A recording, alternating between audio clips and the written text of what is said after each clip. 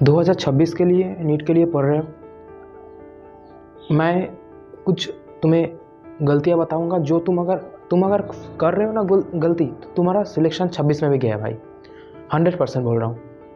2-3 गलतियां मैं बताऊंगा, तुम वो अगर कर रहे हो गलती तो तुम्हारा सिलेक्शन गया, क्योंकि तुम 25 में अगर तुम्हारा सिलेक्शन नहीं हुआ तो मैं जो गलती बता रहा हूँ अगर वो तुम कर रहे हो तो उसको स्टॉप कर देना, तो तुम्हारा सिलेक्शन पक्का ड्रीम मेडिकल कॉलेज में। मैं तुम्हारा गलती बता रहा हूँ, अगर तुम उसको कर रहे हो तो उसको स्टॉप कर देना। पहला, टेस्ट देना। कैसे होता है ना, हर स्टूडेंट सोचता है टेस्ट हम नहीं देंगे, एग्ज़ाम आएगा, एग्ज़ाम आने के 2-3 मतलब एक महीना में हम दे देंगे, फुल सिलेबस टेस्ट दे देंगे 10-15। भाई नहीं होगा सिलेक्शन, ठीक है। क्योंकि जो टॉपर स्टूडेंट है उन लोग जब एग्ज़ाम आता है नीट का एग्ज़ाम, जब 1 महीना बाकी रहता है तब उन लोग 40 एग्ज़ाम तब देते हैं, और पूरे साल में तो देते हैं पूरा। तो तुम्हें टारगेट बनाना है। जब आप तो मान लो 7 महीना ही बाकी है, तुम्हें क्या करना होगा, तुम्हें टारगेट बनाना होगा 7 महीने के अंदर तुम्हें 100 क्वेश्चन मतलब 100 टेस्ट तुम्हें देना होगा, ठीक है। तो तभी तुम्हारा सिलेक्शन के उतना नज़दीक जाओगे। दूसरा, तुम एनालिसिस नहीं करते। देखो, टेस्ट देने से कुछ नहीं होता। टेस्ट का जो एनालिसिस मतलब तुम गलती क्या कर रहे हो, अगर वो नहीं समझोगे तो दोबारा वही गलती कर जाओगे, तो आगे नहीं बढ़ पाओगे। तुम्हें रियलाइज़ करना है, तुम जब टेस्ट दे रहे थे, ठीक है, क्वेश्चन पेपर उठाओ, तुमने देखो, तुम एनालिसिस करो, 2-3 डिवाइड कर लो 2-3 से। जैसे कि मान लो तुम जो क्वेश्चन तुमने जानबूझकर अटेम्प्ट नहीं किया था, जो तुम्हें मतलब कन्फ्यूज था, ठीक है, उसको मार्क कर दो। जो तुम्हें तुक्का लगाया था उसको मार्क कर दो। जो तुमसे गलती हो गया उसको मार्क कर दो।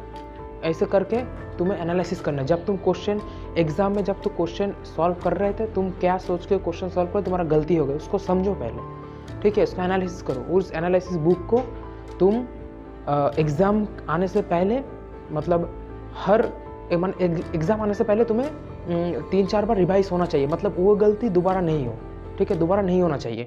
तो दोबारा हो गया तो भाई तुम सिलेक्शन तक दूर ही जाओगे, ठीक है, क्योंकि जो गलती एक बार हो चुका है वो दोबारा नहीं होना चाहिए, ठीक है। तीसरा जो पॉइंट बता रहा हूँ, तुम्हें बाहर जाके एग्ज़ाम देना पड़ेगा, ठीक है।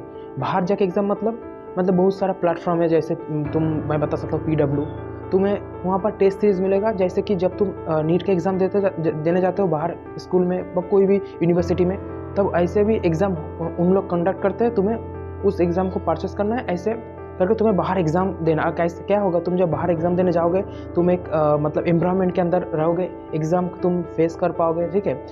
क्योंकि अगर तुमने कोई भी एग्ज़ाम अगर बाहर जाके मतलब नहीं दिए ना, तो तुम डायरेक्ट अगर नीट के एग्ज़ाम में जाओगे तो तुम कन्फ्यूज़ हो जाओगे, तुम्हारा दिमाग काम नहीं करेगा, नर्वस हो जाओगे, तो तुम्हारा एग्ज़ाम ख़राब हो जाएगा। तुम्हें बाहर जाके एग्ज़ाम देना पड़ेगा, ठीक है। और नेक्स्ट मैं जो पॉइंट बताऊँगा, तुम्हें तो वहाँ पर देना ही पड़ेगा। घर में जब तुम एग्ज़ाम दो, ठीक है, टाइम लगा के एग्ज़ाम दो, एंड OMR में करो। अभी से OMR फ्लैप करके तुम एग्ज़ाम दो, क्योंकि तुम अगर OMR फ्लैप नहीं करोगे तो एग्ज़ाम में तो हमारा दिमाग मतलब नर्वसनेस काम ही करता है। जब तुम OMR फ्लैप नहीं करोगे तो 2-3 मतलब तुम्हारे दिमाग में बहुत तरह का थॉट चलेगा। जब तुम्हारे एग्ज़ाम सेंटर में तुम जाओगे तो तुम्हें क्या होगा, तुम मतलब रोल नंबर गलत कर दोगे। एग्ज़ाम में मान लो तुम OMR फ्लैप कर रहे हो तो तुम गलत कर दोगे OMR फ्लैप करने, तो तुम उस सिचुएशन को फेस करो पहले से ही, ठीक है, उसको हैंडल करो, उसको हैंडल करना सीख जाओ, तो तुम्हें एग्ज़ाम में दिक्कत नहीं होगा, ठीक है।